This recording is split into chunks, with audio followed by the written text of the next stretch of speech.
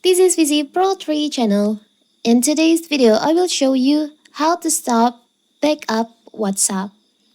Before we get started, don't forget to subscribe and turn on the notification to keep you updated about this channel.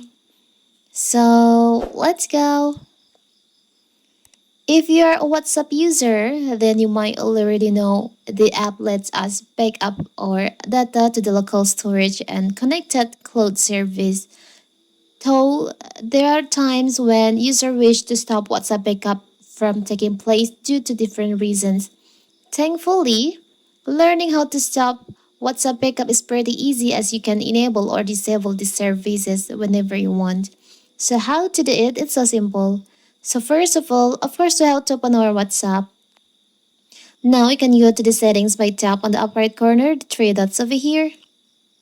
Tap on settings. Tap on chats. You can scroll down, you can go to the chat backup here. And you can see, you can tap on the frequency. If you back up your data weekly, you can change to never. So WhatsApp will not back up your data on your WhatsApp account.